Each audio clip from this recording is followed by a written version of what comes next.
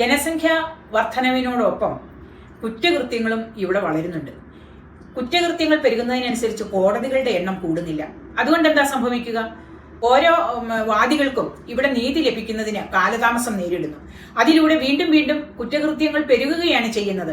ഈ കാലതാമസം നേരിടുന്നതിലൂടെ ഇവിടെ നിരപരാധികൾ ശിക്ഷിക്കപ്പെടുന്നു. കാരണം അവർക്ക് മാനനഷ്ടം, അവർക്ക് ധനനഷ്ടം. അപ്പോൾ ഇത്തരം അവസരങ്ങളെ ഒഴിവാക്കുന്നതിന് വേണ്ടി ഇവിടെ ഒന്നുകിൽ കോടതികളുടെ എണ്ണം കൂടണം, അതല്ലെങ്കിൽ ത്വരിതഗതിയിൽ കേസുകൾ തീർപ്പാക്കണം, അതിനുള്ള നടപടിക്രമങ്ങൾ ഉണ്ടാവണം.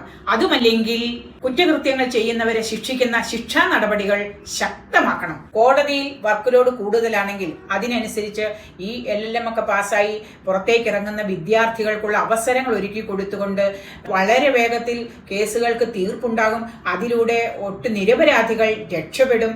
അതിനുള്ള ഒരു നടപടിക്രമങ്ങൾ നമ്മുടെ സർക്കാരിന്റെ ഭാഗത്തു നിന്നും ഉണ്ടാവേണ്ടതുണ്ട്.